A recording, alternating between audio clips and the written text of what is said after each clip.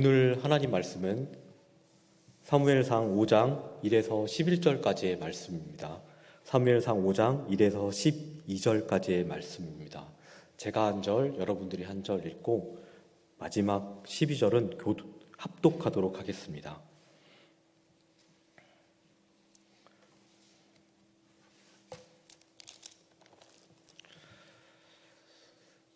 블레셋 사람들이 하나님의 궤를 빼앗아 가지고 에벤에셀에서부터 아스돗에 이르니라. 블레셋 사람들이 하나님의 궤를 가지고 다곤의 신전에 들어가서 다곤 곁에 두었더니 아스돗 사람들이 이튿날 일찍이 일어나 본즉 다곤이 여호와의 궤 앞에서 엎드러져 그 얼굴이 땅에 닿았는지라. 그들이 다곤을 일으켜 다시 그 자리에 세웠더니 그 이튿날 아침에 그들이 일찍이 일어나 본즉 다곤이 여호와의 궤 앞에서 또다시 엎드러져 얼굴이 땅에 닿았고 그 머리와 두 손목은 끊어져 문지방에 있고 다곤이 몸뚱이만 남았더라. 그러므로 다곤의 제사장들이나 다곤의 신전에 들어가는 자는 오늘까지 아스돗에 있는 다곤의 문지방을 밟지 아니하더라.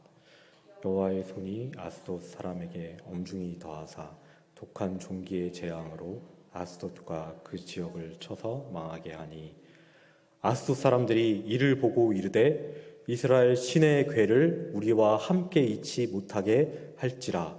그의 손이 우리와 우리 신 다곤을 친다 하고 이에 사람을 보내어 블레셋 사람들의 모든 방백을 모으고 이르되 우리가 이스라엘 신의 궤를 어찌하랴 하니 그들이 대답하되 이스라엘 신의 궤를 가드로 옮겨가라 하므로 이스라엘 신의 궤를 옮겨갔더니 그것을 옮겨간 후에 여호와의 손이 심히 큰 환난을 그 성읍에 더하사 성읍 사람들의 작은 자와 큰 자를 다 쳐서 독한 종기가 나게 하신지라.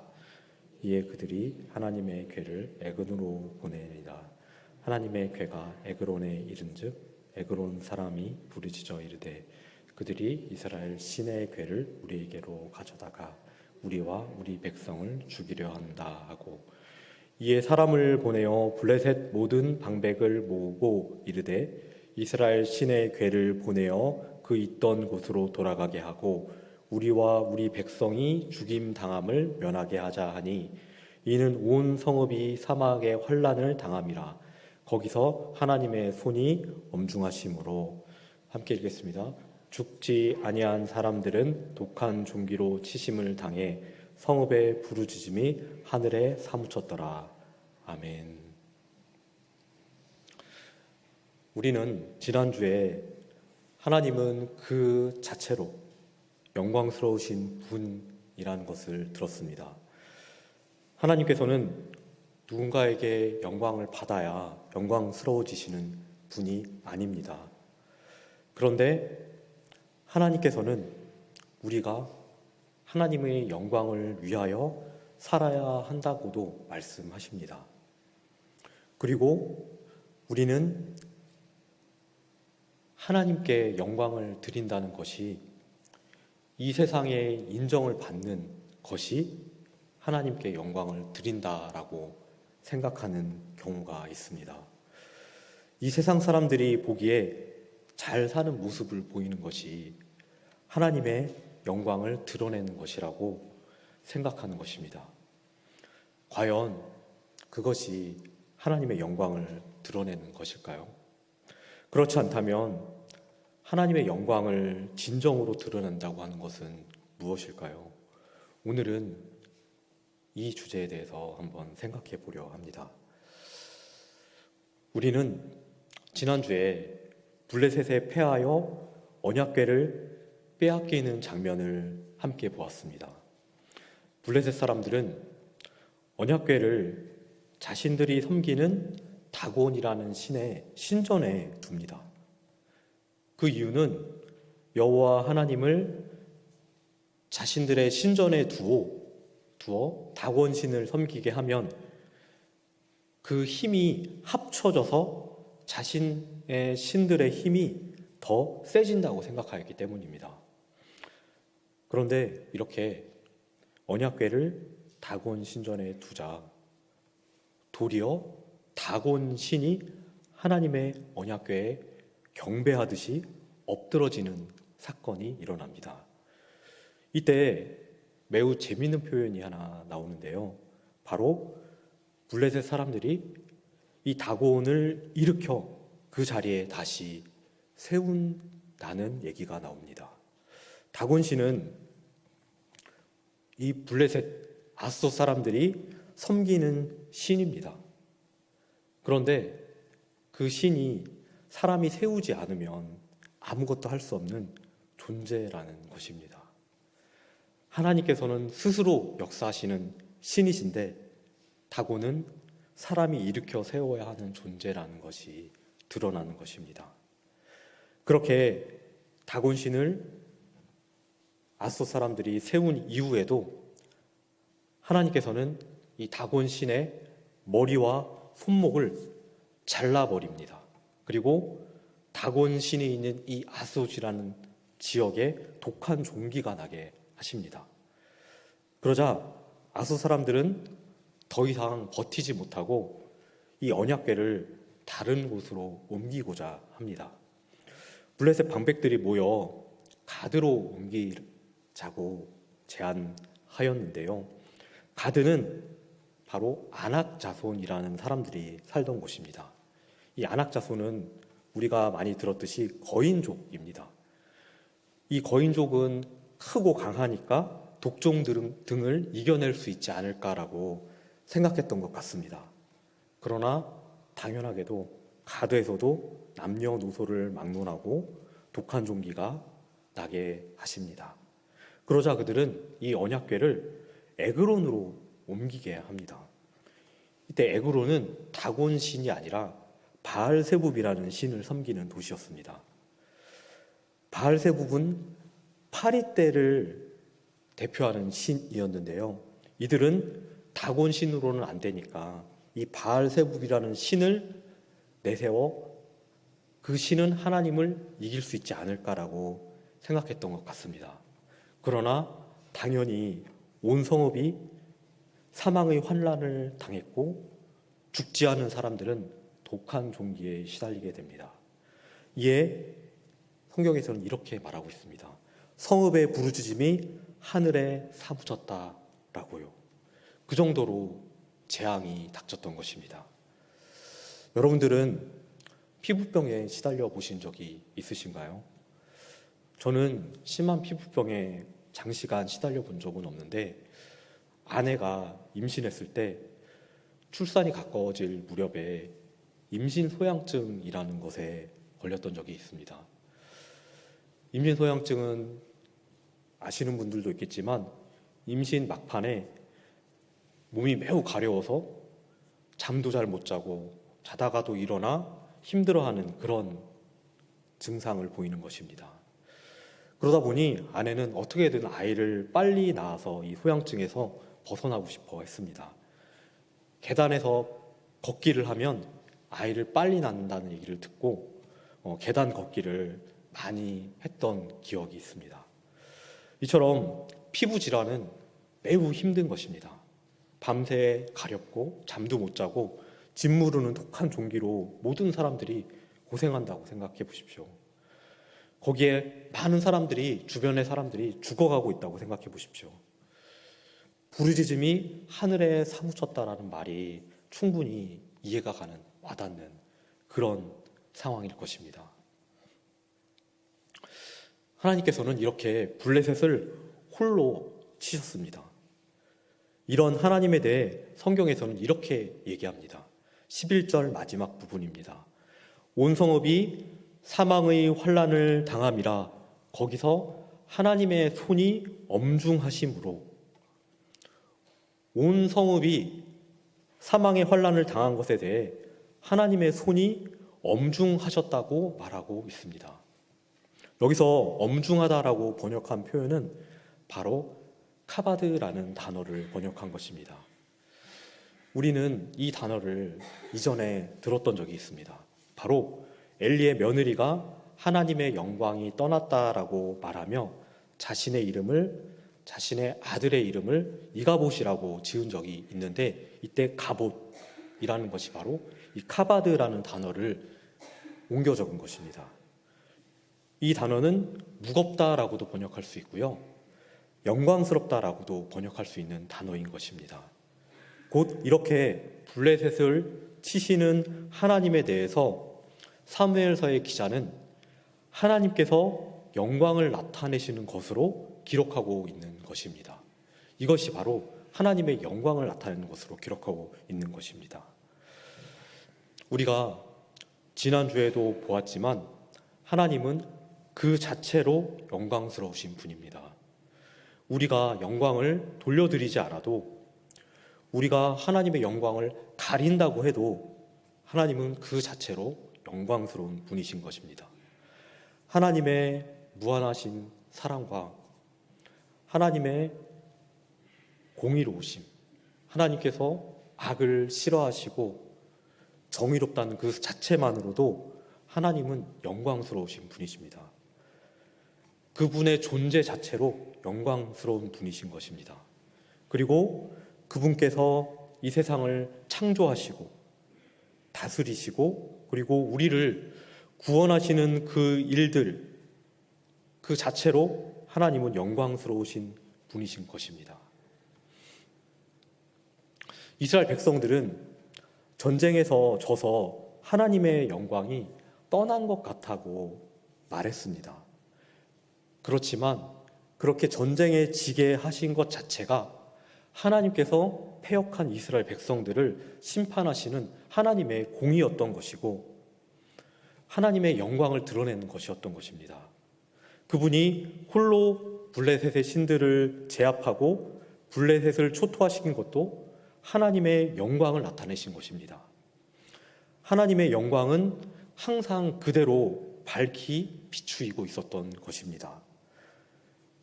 그 사이에 하나님께서는 사무엘을 준비하셨고 이제 홀로 블레셋을 물리치셨습니다. 그리고 자신의 영광인 이스라엘 백성들을 다시 하나님께 돌아오게 하실 것이기 때문입니다. 하나님은 그 자체로 영광스러우시고 스스로 영광을 비추시는 분이신 것입니다. 이렇게 하나님께서 스스로 하나님의 영광을 위하시는 것을 보면 우리는 이런 의문이 들 수 있습니다. 그러면 우리는 아무것도 안 해도 되는 걸까? 이런 의문이 드는 것입니다. 우리가 하나님의 영광을 위해서 할 수 있는 것은 없는 것은 아닐까라는 이런 의문이 드는 것입니다. 그러나 사도 바울은 고린도전서 10장 31절에서 이렇게 말했습니다. 그런즉 너희가 먹든지 마시든지 무엇을 하든지 다 하나님의 영광을 위하여 하라. 이렇게 말했습니다. 우리는 무엇을 하든지 하나님의 영광을 위해서 해야 한다고 말씀하고 계시는 것입니다. 우리는 하나님의 영광을 위하여 살아야 된다는 것이 맞다고 얘기하는 것입니다. 또한 하나님께서는 이사야 44장 23절에서 이렇게 말씀하셨습니다. 여호와께서 야곱을 구속하셨으니 이스라엘 중에 자기의 영광을 나타내실 것이미로다.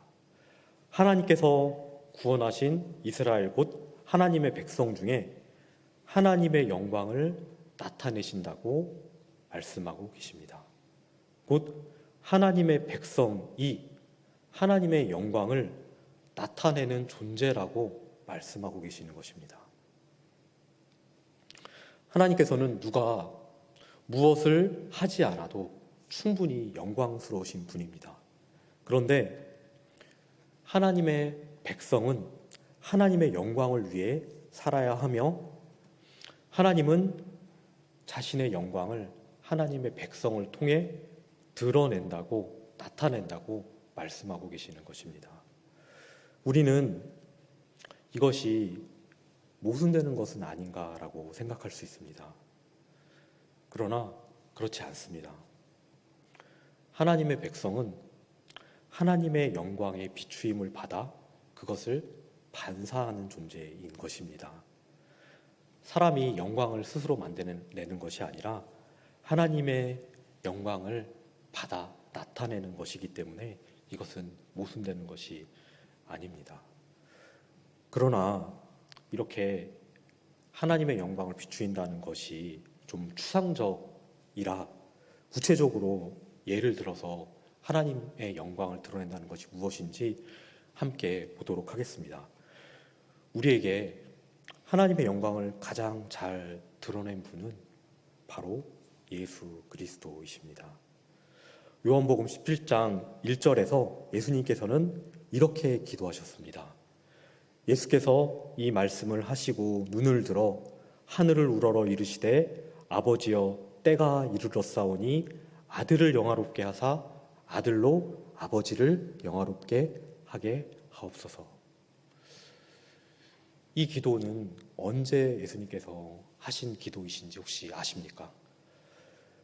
요한복음 17장의 이 기도는 바로 예수 그리스도께서 십자가에 달려 돌아가시기 직전에 했던 기도입니다. 십자가에 달려 돌아가시기 직전에 예수님께서 했던 기도가 바로 이 기도인데, 성경에서는 이 기도처럼 자세하게 예수님의 기도를 기록한 곳이 없습니다. 예수님은 공생의 기간 수도 없이 기도를 하셨지만 이처럼 예수님의 기도에 대해서 자세히 기록한 기도는 없는데, 이 기도에서 예수님께서는 이렇게 말하고 있는 것입니다. 아들을 영화롭게 하사 아들로 아버지를 영화롭게 하게 해달라고 기도하고 계신 것입니다. 여기서 아들을 영화롭게 한다는 것이 무엇일까요? 십자가를 앞두고 아들을 영화롭게 한다는 것이 과연 무엇일까요? 바로 예수 그리스도께서 십자가에 죽으시는 것입니다. 예수님께서는 자신이 십자가에 죽으시는 것이 곧 자신이 영화롭게 되는 것이고, 그것이 곧 하나님을, 아버지를 영화롭게 하시는 것이라고 말씀하시는 것입니다. 이렇게 중요한 기도에서 십자가에서 죽으시는 것이 하나님을 영화롭게, 하나님께 영광 드리는 것이라고 하시는 이유가 무엇일까요? 우리가 알다시피 십자가는 형벌입니다. 그것도 당대에 가장 고통스럽고 저주가 되는 그런 형벌입니다. 그러나 예수님께서 그 받으신 십자가의 형벌은 그 정도가 아닙니다. 단순히 인간 세상에서 가장 고통스럽고 가장 저주스러운 형벌 정도가 아니라 하나님께서 가장 사랑하시는 유일한 아들에게 사람들이 지은 모든 죄를 대신 지시게 하시는 그런 형벌인 것입니다. 그래서 아버지께서는 그 사랑하는 아들을, 가장 사랑하는 아들을 원수처럼 바라보게 하시는 그런 형벌이었습니다. 그래서 그 아들을 버리기까지 하게 하시는 그런 형벌이었습니다. 여러분은 다른 사람이 여러분들을 혐오하는 시선을 느껴보신 적이 있으신가요? 가끔 만나는 사람이 자신을 싫어하고 혐오하는 모습을, 그런 시선을, 그런 눈빛을 보인다고 해도 우리는 매우 견디기가 힘듭니다. 그런데 만일 가장 사랑하는 사람이, 나를 가장 사랑하는 사람이 나를 혐오스럽게 바라본다고 생각해 보십시오. 그래서 나를 버린다고 생각해 보십시오. 우리에게는 상상하기 어려운 고통일 것입니다. 어쩌면 하나님과 예수님의 관계는 그 어떤 관계보다도 사랑하시는 거의 하나인 그런 관계였을 것입니다. 그런 관계에서 혐오스럽게 취급하고 버린다면 그것은 도대체 어떤 고통일까요? 예수님도 피땀을 흘리며 피하고 싶으셨던 그런 극심한 고통의 자리였을 것입니다. 그러나 예수님께서는 이것이 자신이 영화롭게 되는 것이고 하나님께 영광을 돌리는 것이라고 말하고 계시는 것입니다. 왜일까요? 바로 십자가가 나타내는 의미 때문입니다. 십자가는 바로 하나님의 사랑을 나타냅니다. 그리고 십자가는 하나님의 공의를 나타냅니다. 십자가는 지옥에서 형벌받아 마땅한 그런 우리를 위하여 자신의 유일한 아들까지 주시는 그런 하나님의 사랑을 나타냅니다. 그리고 하나님께서는 우리를 사랑하시지만 그 자신의 가장 사랑하는 아들을 그 죄의 형벌에 처하지 않으면 우리를 구원해 주시지 못하는 그 하나님의 엄중한 철저한 공의도 나타냅니다. 이렇게 하나님께서 공의로우시고 무한하신 그리고 영원한 사랑을 가지고 계신 분이라는 것을 드러내는 것입니다. 하나님께 영광을 드린다는 것은 바로 이러한 하나님의 사랑과 공의를 드러내는 것입니다. 우리가 하나님께 영광을 드린다는 것은 다른 것이 아닙니다. 하나님의 사랑과 이 공의를 더 깊이 알아 우리가 그 사랑과 공의를 다른 사람들에게 드러내는 것입니다. 그런데 우리는 이러한 십자가의 사랑과 공의를 잘 드러내지 못하고 있습니다. 우리는 새로운 것을 찾습니다. 이 십자가의 복음을 전하고 이 십자가의 복음에 감격하며 감사하기보다는 계속해서 새로운 것을 듣고 싶어 합니다. 십자가 복음이 너무 많이 들었기 때문에 식상하다고 생각하는 것입니다. 저부터도 십자가에 대해서 전하는 것이 두려울 때가 있습니다. 제 자신이 이 십자가의 복음을 전할 때 마음을 담아 하나님의 사랑과 그 하나님의 공의에 대해서 마음을 담아 전할 수 없을까 봐 두려울 때가 있습니다. 그리고 사람들이 이것을 식상히 할까 봐 두려울 때가 있는 것입니다. 그런데 하나님께서는 우리가 하나님의 영광을 드러내는 것은 이 십자가 복음을 하나님의 사랑과 공의를 전하는 것이 우리가 하나님의 영광을 드러내는 것이라고 말하고 계시는 것입니다. 여러분은 어떠신가요? 이 하나님의 사랑과 공의를 나타내는 예수님의 십자가를 생각하며 항상 감사하고 계신가요? 항상 이것에 감사하여 하나님의 일을 기꺼이 감당하고 계신가요? 우리가 하나님께 영광을 드린다는 것은 이 십자가를 통해 보여주신 사랑과 공의를 항상 감사하며 그 사랑을 마음에 담고 우리가 이것을 드러내는 것입니다. 또한 하나님께 영광 드린다는 것은 고난도 함께 하는 것입니다. 예수 그리스도께서 하나님을 영화롭게 하시려고 했던 자리는 바로 십자가의 자리였습니다. 바로 고난의 자리였습니다. 하나님의 사랑과 이 공의를 온 세상에 알리기 위해서는 어떠한 고난도 기꺼이 받는 그런 자리에까지 갈 수 있어야 되는 것입니다. 예수님께서도 그렇게 하셨던 것입니다. 사도 바울은 로마서 8장 17절에 이렇게 말했습니다. 자녀이면 또한 상속자, 곧 하나님의 상속자요 그리스도와 함께한 상속자니 우리가 그와 함께 영광을 받기 위하여 고난도 함께 받아야 할 것이니라. 우리는 자녀이며 예수님과 같은 상속자입니다.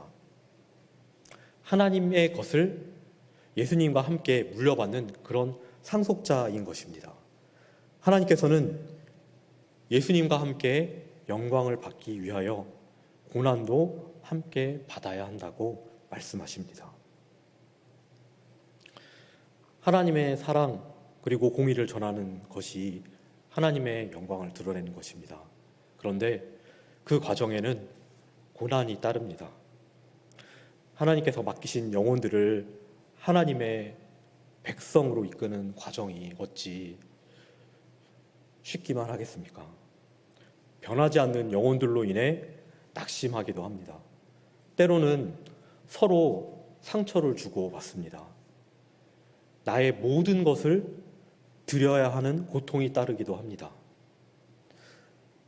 설교자 같은 경우는 모든 심력을 소모하여 설교를 준비해야 합니다. 그리고 우리는 때로는 필요하지만 시간을 들여 식사를 섬기고 방송을 준비하고 목자로서 사람들을 섬겨야 합니다. 시간을 들여 어떻게 섬기는 것이 좋을지 고민해야 하고, 그렇게 항상 노력을 하는데도 전혀 성과가 없음에 낙심하고 상처를 받을 수도 있습니다. 그러나 이는 영광의 길이기도 합니다. 하나님께서 그 영광을 상속자인 우리들과 함께 받게 하십니다. 사람들이 하나님께로 향해 갈 때 보람을 느낍니다. 하나님께서 하셨음을 알면서도 내가 그렇게 쓰임 받았다는 것에 대해서 너무 기쁨을 느끼게 됩니다. 어느새 사람들도 고마움을 표하며 사랑을 받기도 합니다. 주변 사람들과 점점 화평하여집니다. 그리고 무엇보다 하나님을 더 알게 됩니다. 하나님의 사랑을 더 알게 되고, 하나님께서 얼마나 높으신 분이신지, 그런 분이 나 같은 죄인을 자신의 유일한 아들인 예수님과 똑같이 생각하심을 점점 더 체험적으로 알게 되는 것입니다. 그리고 장차 그 하나님께 영원히 가서 하나님을 영원히 찬양하며 하나님과 영원히 살아가며 하나님을 영원히 더 알아가는 그런 복을 받았음을 알게 되는 것입니다. 이렇게 하나님께 영광을 드린다는 것은 하나님께서 사랑과 공의를